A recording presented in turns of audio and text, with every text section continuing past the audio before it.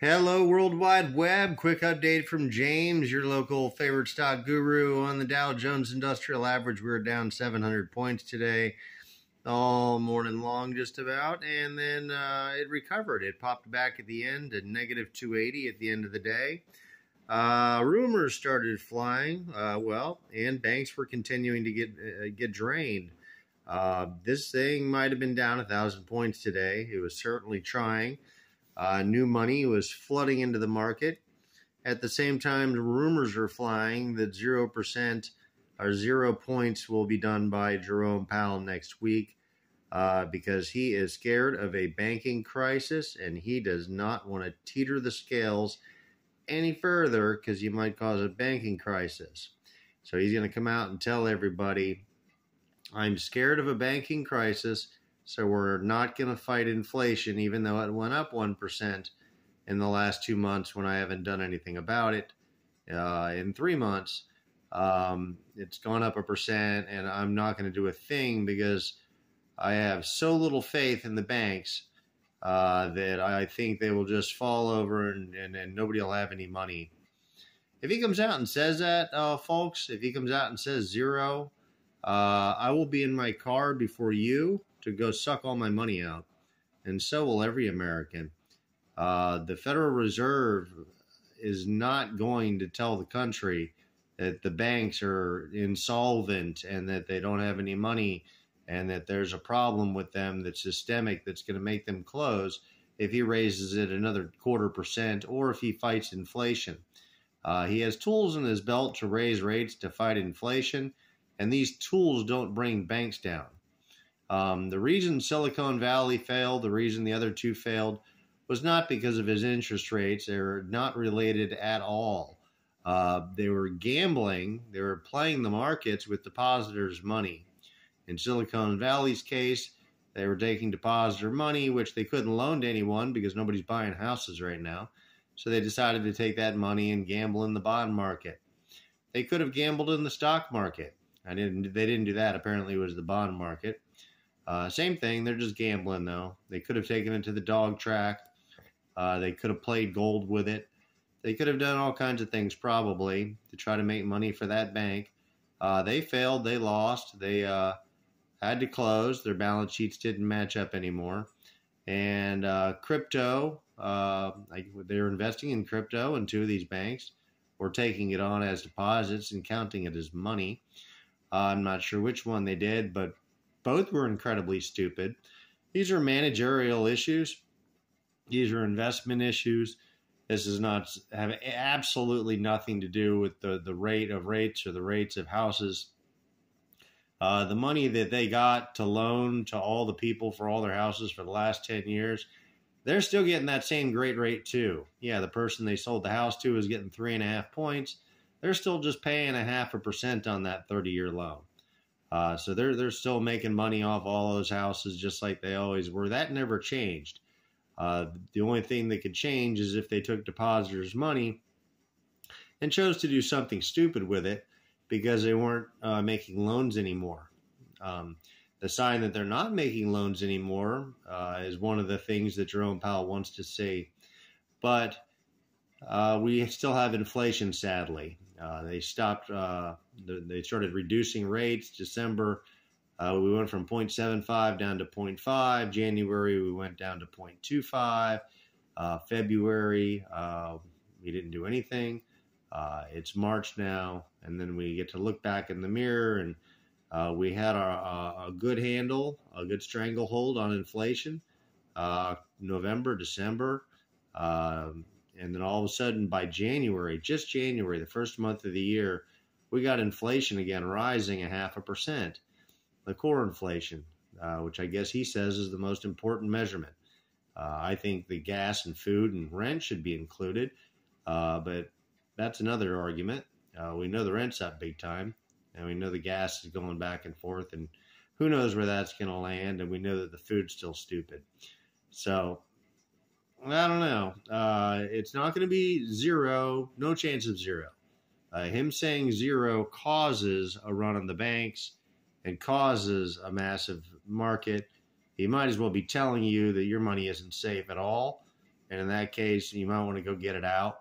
And he's not going to do that. I'm sorry. He's going to tell everybody completely unrelated, has nothing to do with it. And yeah, 0.5, 0.25. He'll do what he wants with that. I think they're a little bit more dovish than everyone's giving them credit for. 0.25 would be highly irresponsible. That's just going to drag this problem out longer. It's going to be, it's like they're just giving us a little bit more pain over time. He's trying to cause a hurricane, and he's turning the fan up by 5 miles an hour once every month. And you're like, dude, come on, just turn the fan on. Let's get this hurricane over with. You know, we're going to have to see it.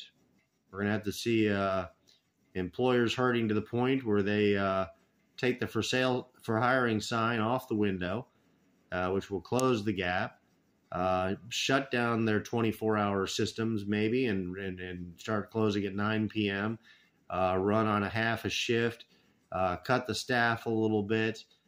Services are not going to be as servicey as they used to be. I don't know what it's going to look like after all of this. To be people working harder for a little bit less.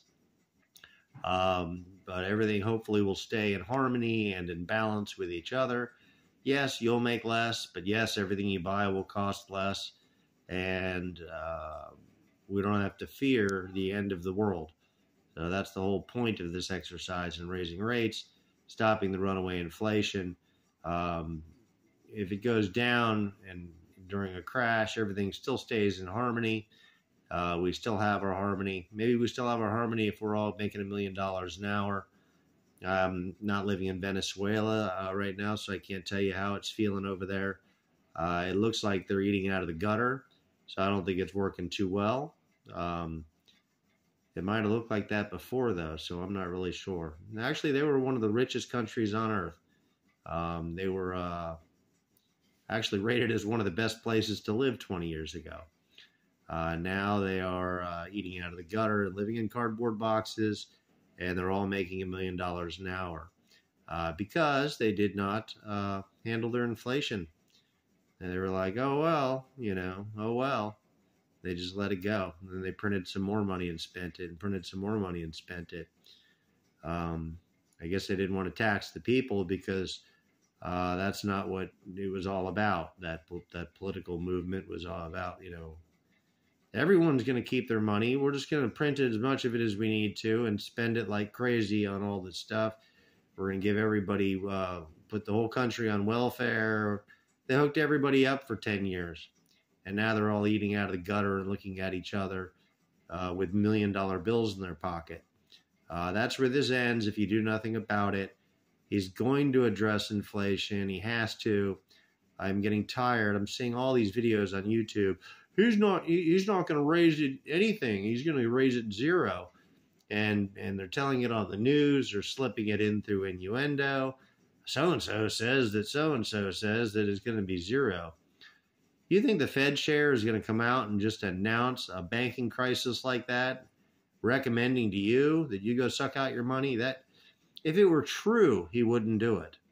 He wouldn't do it. If it was true, if they were all about to fall tomorrow, he wouldn't do it because you'll run and suck all your money out. So have some street smarts, and remember, he does not want you to go suck all your money out tomorrow. He's not going to come out and tell you to. He's not going to recommend it to you.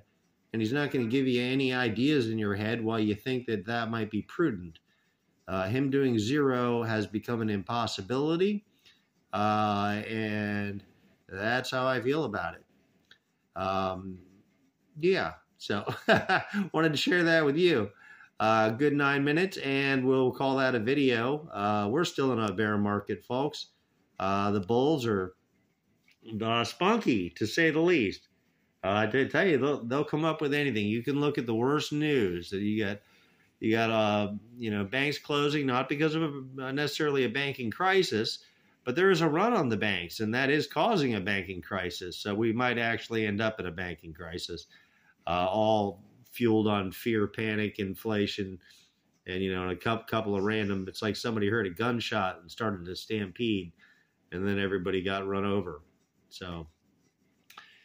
It's weird how things can go sometimes, but it's not a It was not a real banking crisis. It kind of is becoming one, though, because the depositors are sucking their money out all week long. That money's running into bonds, Bitcoin, gold, silver, and the Dow Jones Industrial Average is soaking up all of that cash and still managing to find its way down 700 points today. Quite remarkable. It's crashing much harder than the numbers would reflect. It is just waiting for these deposits to stop coming in. Would y'all stop draining your bank accounts just for a day or two so we can see what this thing looks like? Because this thing here is probably trying really hard to get to 28. That's my prediction. There's so much new cash coming in, it's ridiculous. Anyhow, good luck on your stock trades and make lots of money and try to time and remember these moments. Remember how optimistic the bulls are and how bad they want it to go and change direction. And as an American, I want it to change direction too. And I'm willing to jump on Team Bull as soon as it changes direction. I'm not a bear. I ultimately want everything to go up and want everybody to do well. And I'm going to switch trains and jump on that bandwagon as soon as it happens. When I see an inflation report that says, hey, the country's getting better, I'm a buyer. Hello, I'm not going to sell into that. Some bulls are selling into this, and they shouldn't be. And they're getting pounded for it. Just like I got pounded for doing it the other way when I used to do it wrong. I used to have my own thoughts and try to make my own decisions on things, which way I thought it was going to be. And it's not, I learned that it wasn't important how I thought it should be. What's important is how the world feels it should be. So that's my scoop. That's how I look at things now, is how the world sees it. I still like to have my own thoughts, but I will definitely always have to bow to the world, because that's where it's going to go, is where the world wants it to go, not where I want it to go. Anyways, hope you liked my video. Have a wonderful night. I'll be doing some stock updates later. We had some interesting updates today. Please like and subscribe to my channel. Have a wonderful day.